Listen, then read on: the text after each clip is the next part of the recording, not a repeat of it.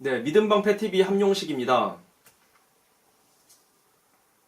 미북 정상회담이 결렬됐습니다. 저는 이번에 결렬된 제2차 베트남 미북 정상회담을, 베트남에서 열린 미북 정상회담을 뭐라고 한마디로 표현하고 싶냐면요.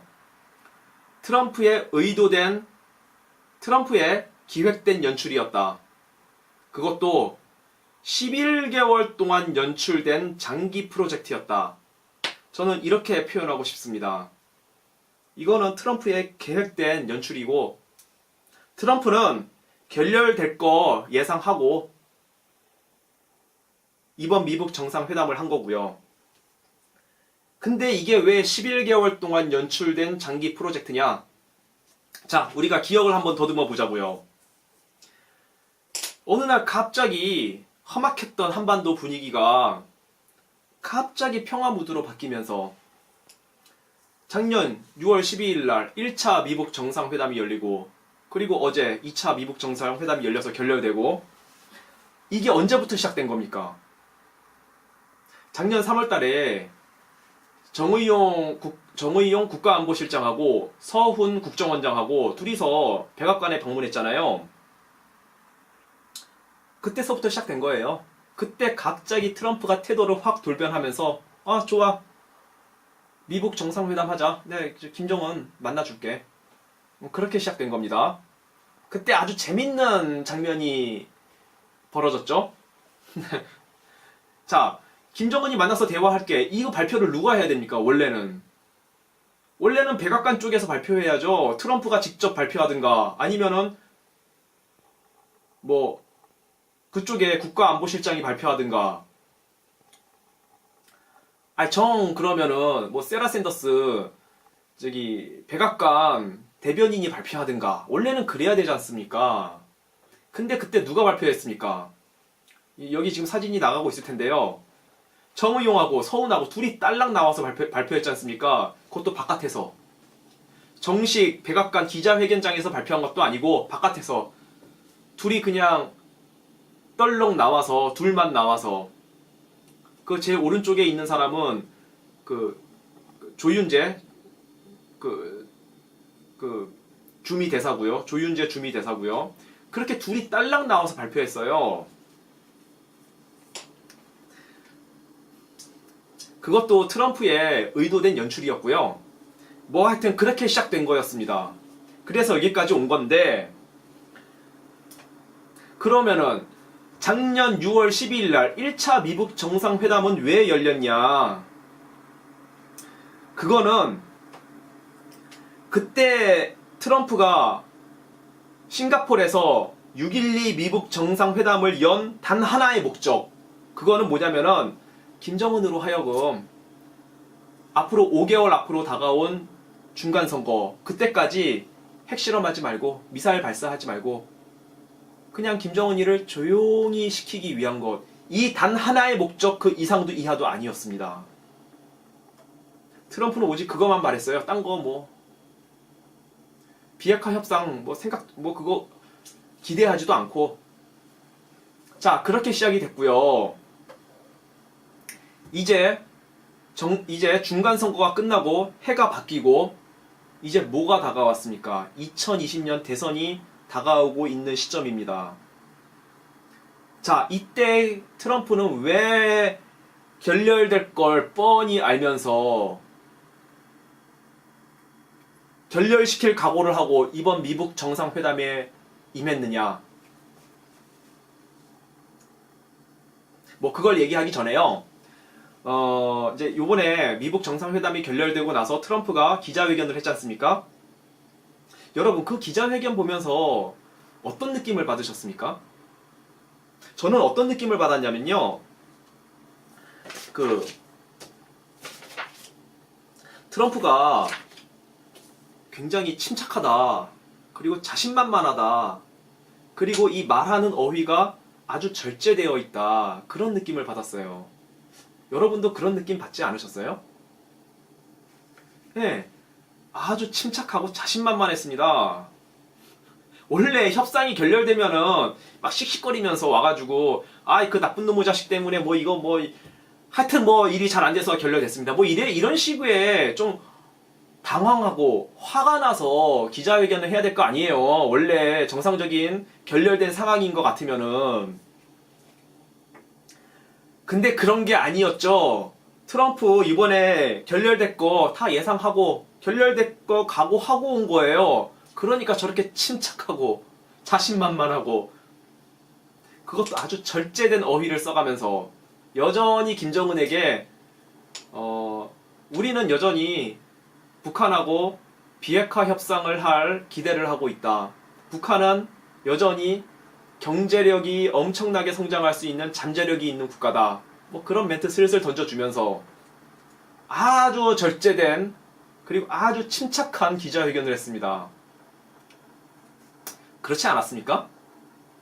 저는 그런 느낌을 너무 강하게 받았어요. 아 이거 참 트럼프가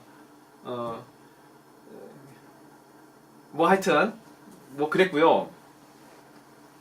근데 이 참 기자회견 중에 참 재밌는 장면도 뭐 한두 장면이 나왔었는데 트럼프가 어느 정도로 자신감 있게 기자회견을 했냐면은 굉장히 여유가 있었어요. 기자회견 자체가. 뭐 가령 거기 어떤 아는 기자가 와 있었던가 보죠. 션이라는 기자를 보고 이거 당신 너 웬일이냐? 너 거기서 지금 뭐 하고 있냐? 아 여러분 저 아주 훌륭한 젠틀맨이라고 저 사람이 뭐 그렇게 농담도 슬슬 던져가면서 what are you doing? 너 지금 거기서 뭐 하고 있어? 뭐 질문해 이러면서 농담도 슬슬 던져가면서 뭐 그렇게 기자회견을 했습니다. 일단 그 기자회견 내용을 보면요. 이번에 미북 정상회담이 결렬된 이유가 뭐냐? 뭐 간단하게 얘기해요. 트럼프는 김정은이 원하는 제재 완화 수준하고 또 미국이 원하는 북한의 비핵화 수준하고 이 두 개가 맞지가 않았다. 갭이 너무 컸다. 그래서 결렬됐다. 아주 간단하게 트럼프는 얘기를 했습니다.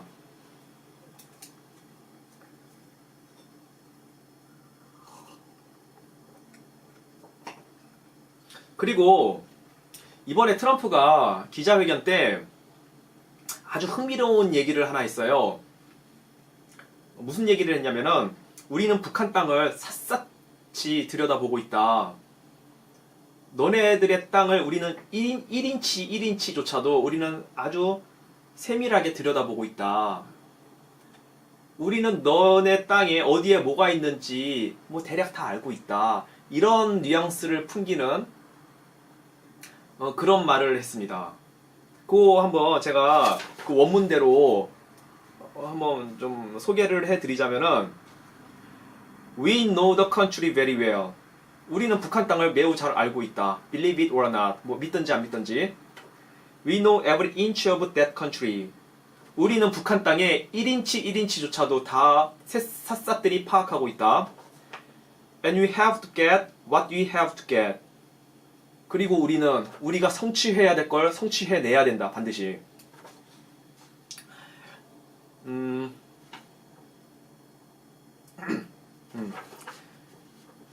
그리고 There are other things that you haven't talked about. 그리고 뭔가 다른 것들이 있다. 너네들이 얘기하지 않았던 것. That you haven't written about. 그래서 너네들이 쓰지 않았던 거. 뭔가 다른 게 있다. That we found. 그걸 우리는 발견했다.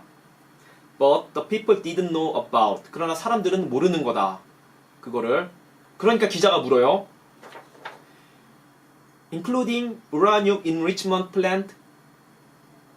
우라늄 농축 시설도 포함된 거냐? 그게 지금 당신이 말하는 게. 그러니까 트럼프가 exactly. 바로 그거다. And we brought many points up.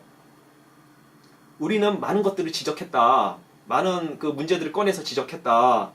That I think they were surprised we know. 그들은 놀라더라. 우리가 그것을 알고 있었다는 것에 대해서. 그러니까 영변 핵시설 말고 우리가 다른 핵시설도 알고 있다는 거를 얘기하니까 그들이 놀라더라.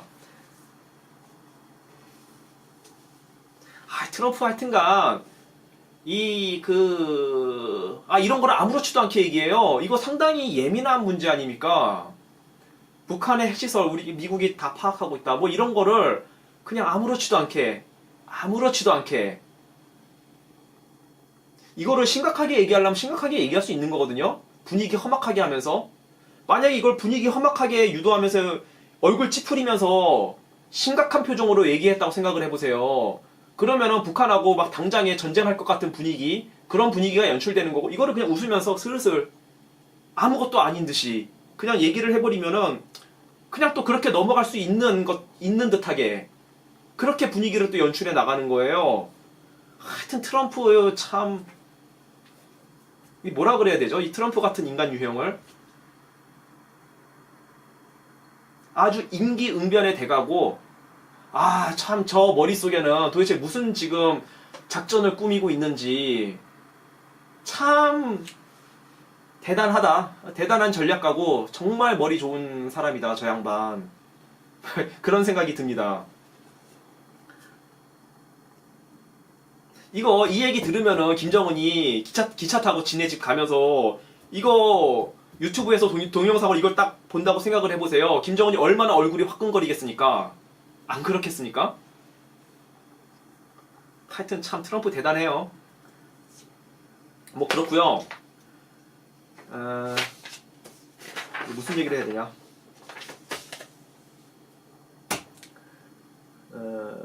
그리고 제가 또 보면서 이 트럼프란 사람은 정말 멘탈 갑이다 이런 생각을 또 하게 됐던 이유가 뭐냐면은 그 기자회견 중에 어떤 한 기자가 물어요.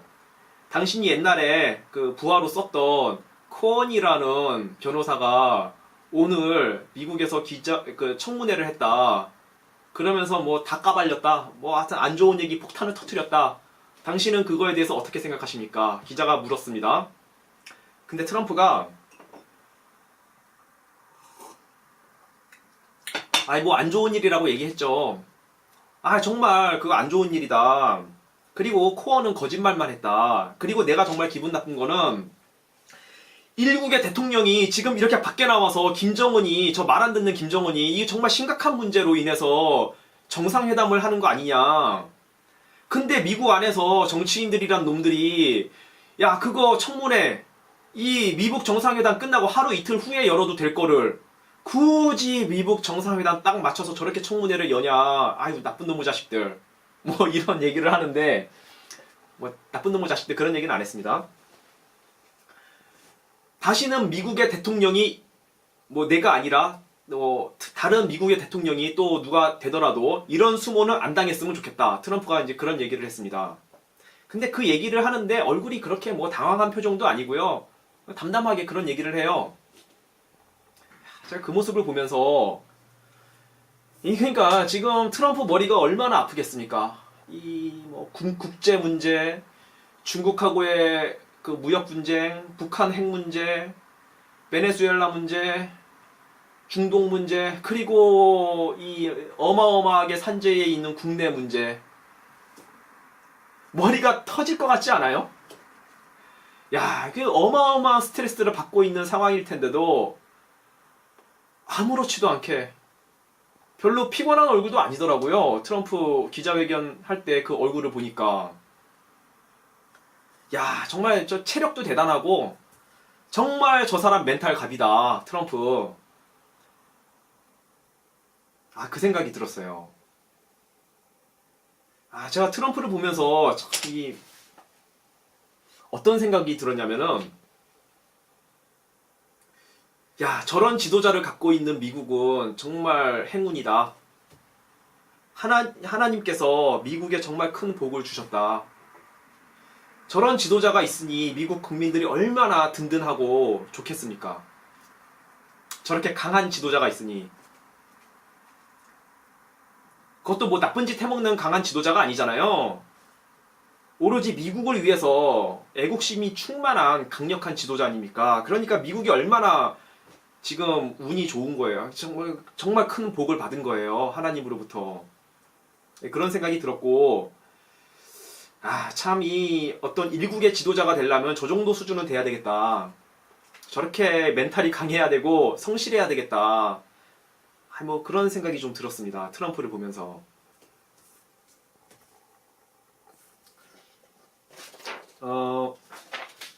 그래서 이제 결론에 들어가야 되는데, 자, 그러면은 트럼프는 왜 이번에 미국 정상회담이 결렬될 거를 뻔히 알면서 그걸 각오하면서 왜 결렬될 미국 정상회담에 임했느냐?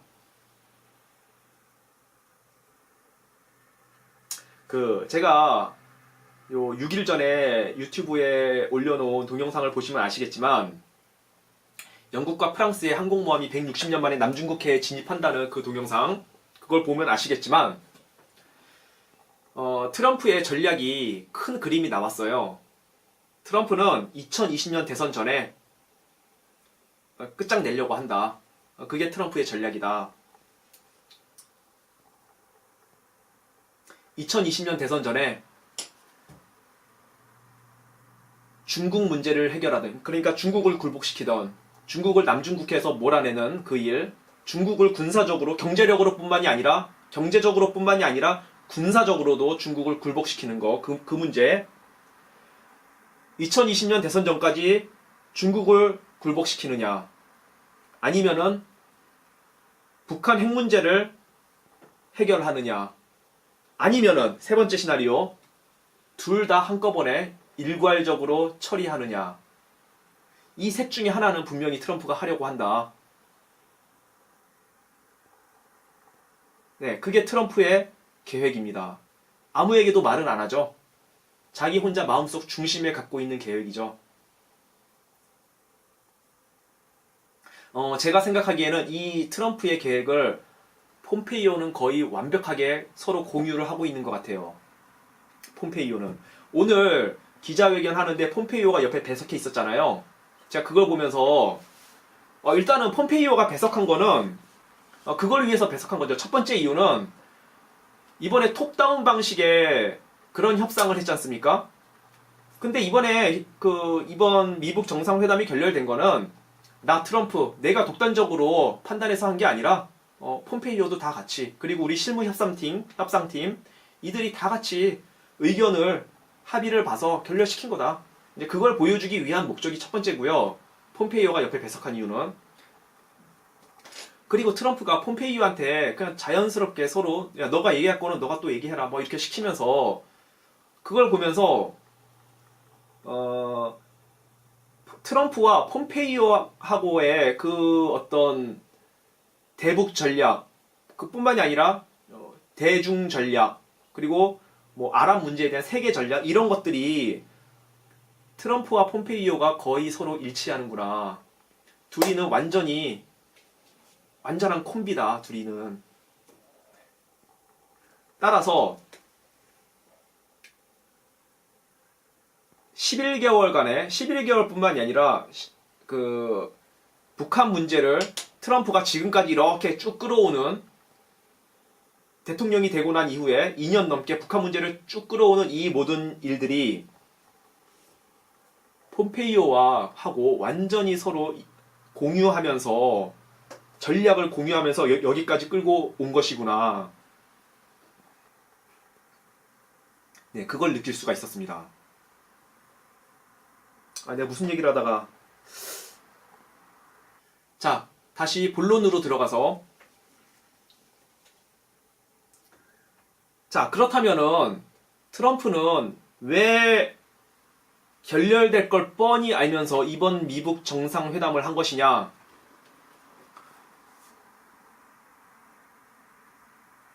자, 뭐 말씀드렸지만 중국 문제를 먼저 해결하느냐, 아니면 북한 문제를 먼저 해결하느냐, 아니면 이거를 일괄적으로 한꺼번에 처리하느냐, 이 문제에 있어서 만약에 트럼프가 북한 문제를 먼저 해결한다고 봤을 때, 그런 식으로 시나리오를 펴나간다고 봤을 때, 이제 트럼프는 슬슬 김정은이하고의 대결 모드로 분위기를 바꿔나갈 겁니다. 제가 생각을 해보니까 이 대결 모드로 분위기를 바꿔나가는 데 있어서 가장 좋은 소재가 뭐냐 생각을 해보니까 인권 문제예요. 인권 문제예요. 그죠? 그렇다면 앞으로 펜스 부통령이 갑자기 등장해서 북한의 인권 문제를 꺼내서 분위기를 슬슬 달구기 시작할 것이다. 예, 그렇게 예상이 되고요. 그러니까 이번에 결렬될 게 뻔한 미북 정상회담을 한 이유는 김정은이하고 슬슬 대결 모드로 분위기를 바꿔나가기 위해서, 그 계기를 만들기 위해서 이번 미북 정상회담을 한 겁니다. 트럼프는. 트럼프의 완벽하게 기획된 연출입니다. 자, 그러면서 트럼프는 뒤에서 보이지 않게 준비를 하겠죠. 뭘? 군사적 준비를. 군사적 준비태세에 만전을 기하면서 슬슬 분위기를 이제 달고 나갈 겁니다.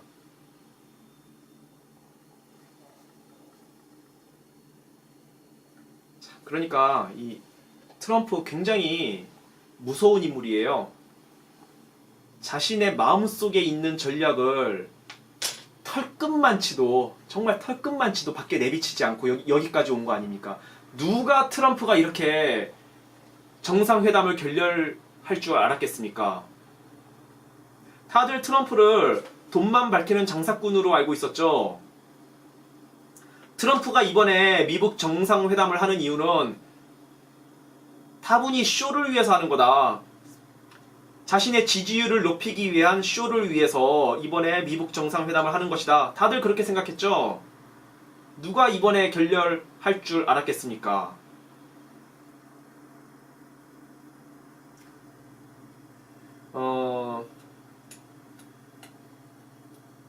트럼프는 제가 페이스북 글에도 썼지만 정말 기만술의 천재입니다. 트럼프가 기만술의 천재인 이유는 단순히 말과 행동으로 상대를 속이는 그 수준이 아니라 자신이 정치적으로 어느 정도 위험해지는 그 리스크를 감수한다는 거예요, 트럼프는. 자, 지난 12개월 동안 트럼프가 김정은이하고 가짜 협상을 해오면서, 사실상의 가짜 협상이죠. 이거를 해오면서 트럼프가 얼마나 바보 취급을 당했습니까? 거의 바보 취급을 당했죠. 언론들에게. 그리고 미국의 그 행정부에 있는 관료들한테. 그런 걸 감수하면서 철저히 상대방을 속이는 겁니다. 트럼프는. 철저히. 근데 트럼프의 이 심리를, 정말 저 사람의 심리를 꿰뚫어 본다면은 트럼프가 단순히 그것만 생각한 게 아니고요. 한편으론 트럼프는 김정은이한테 기회를 주는 거예요. 그동안 트럼프는 김정은이한테 기회를 줬던 거예요. 분명히 그 면이 있어요. 그런 면이 있어요. 내가 너한테 기회를 충분히 주겠다. 너가 마음을 바꿀 수 있으면 바꿔라. 그때까지 내가 기회를 주마. 그러나 내가 기회를 줬음에도 불구하고 너가 끝까지 마음을 안 바꾸면은 어쩔 수 없다. 손을 대는 수밖에 어쩔 수 없다. 이런 마음도 트럼프는 분명히 갖고 있습니다. 분명히. 그렇다면은 이제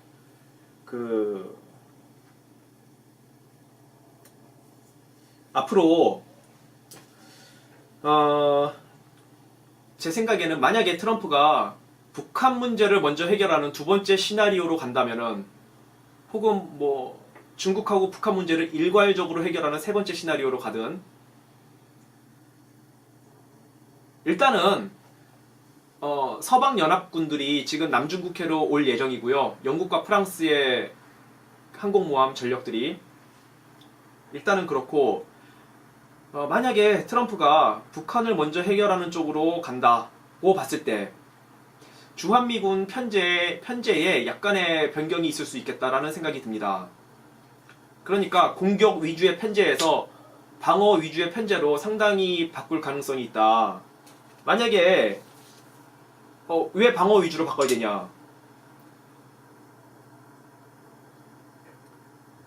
웬간에서 정말 웬간에서는 선제 공격 안 합니다. 트럼프가 왜 북한을 선제 공격합니까? 미쳤다고. 선제 공격 안 하죠. 선제 공격해서 제가 여러 번 방송에서 말씀드려 왔지만 선제 공격해가지고 만약에 북한이 핵미사일을 쏴서 정말 뭐 큰 사고라도 터지면은 그 책임을 다 트럼프가 감당해야 되잖아요. 미국이 감당해야 되고. 미쳤다고 그런 짓을 합니까? 선제 공격을 합니까? 부폭을 합니까? 선제 부폭. 선제 부폭을 하려면은 한미연합군, 한미동맹이 완벽해야 돼요.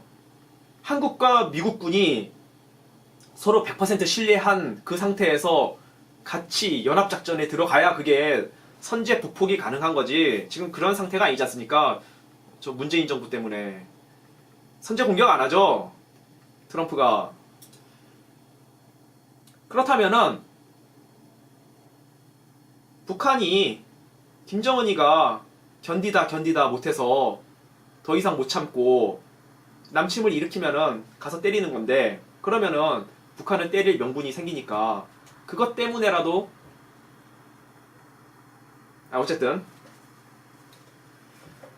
그렇다면은 주한미군을 공격적인 편제에서 방어적인 편제로 바꿔놓을 필요가 있다.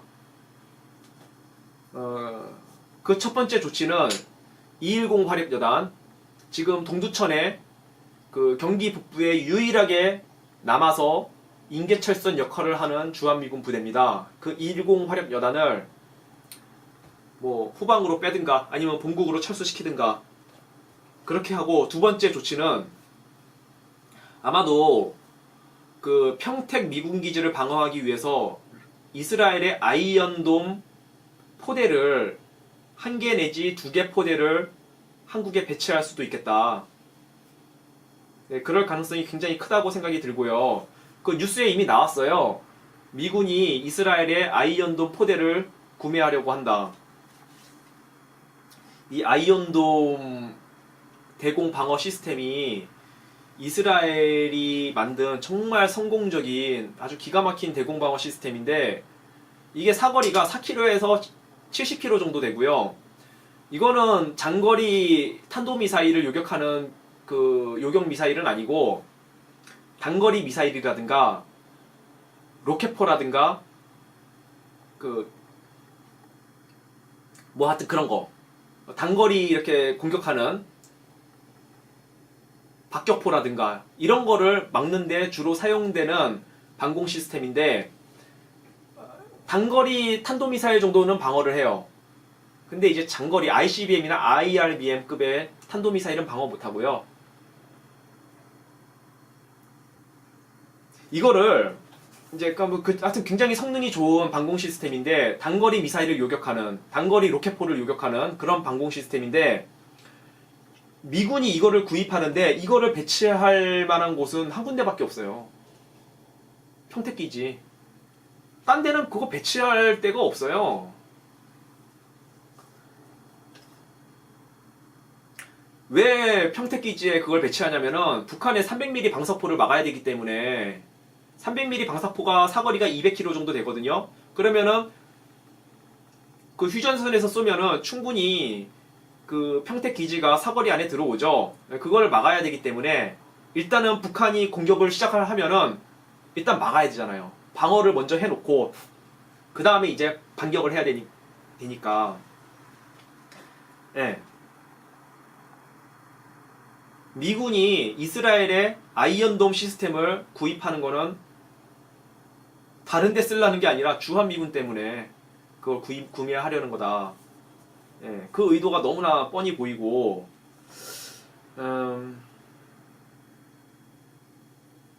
제가 여러 번 말씀드렸지만 그 문제를 말씀드리기 전에, 김정은이는 그러면은 이번에 정상회담이 결렬되면서 두렵지 않았겠느냐. 두려웠겠죠. 김정은이도. 과연 누가 이번에 정상회담을 먼저 결렬시켰겠느냐?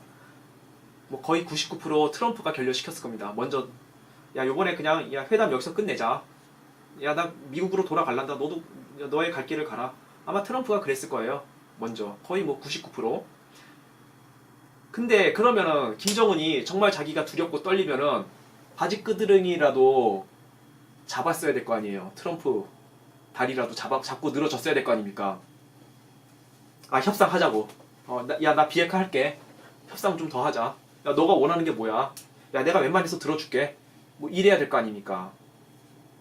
근데 김정은이 그 두려움을 감수하고서 떨리는 마음을 감수하고서 같이 협상을 결렬시켰거든요. 자, 김정은이 왜 그렇게 했겠느냐? 이거는 역사적으로 독재자들에게서 똑같이 나타나는 현상이다. 저는 이거를 바로 증후군 혹은 파라오 신드롬이라고 명명을 합니다. 뭐냐면은 창세기하고 출애굽기에 보면은 이집트의 바로 왕이 나오는데 하나님이 그렇게 이스라엘 백성들을 이제 놓아주라고 10가지의 재앙을 내리면서 바로에게 영어로 말하면 파라오 이집트의 바로 왕한테 기회를 주거든요.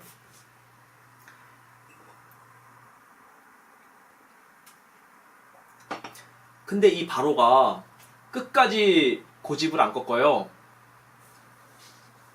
그러다가 망합니다. 자, 저는 이거를 역사적으로 독재자들에게서 동일하게 나타나는 바로 증후군 현상이다. 파라오 신드롬 현상이다. 그렇게 이제 이름을 붙였는데 이 증상이 김정은이에게 똑같이 나타나고 있는 거예요.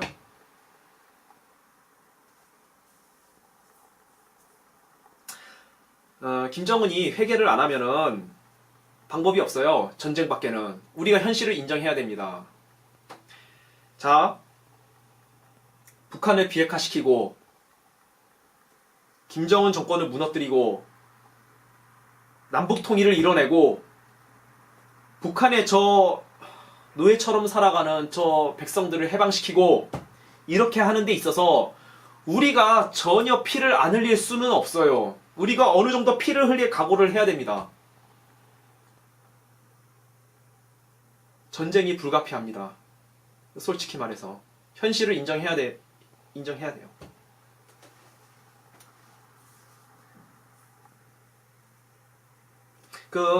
근데 너무 두려워하지 마시고요. 하나님을 믿으시는 분들은 기도하면서 담대하게 마음을 먹고 기다리시면 앞날을 맞으시면 되고, 하나님을 안 믿으시는 분들이라고 하더라도 가족을 더 사랑하고, 혹시 가족을 떠난 분들이 있으면 가족에게로 돌아오고,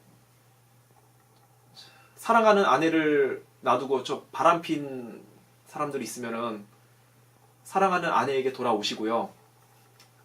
좀 가족들이 서로 힘을 합치고 연합하면서 그렇게 이제 우리가 마음을 담대히 하고 앞날을 맞으시면 된다고 저는 믿습니다. 잠깐의 환란은 오겠지만 이 잠깐의 환란만 우리가 극복하면 우리의 앞날은 밝다라고 저는 믿습니다. 네, 감사합니다.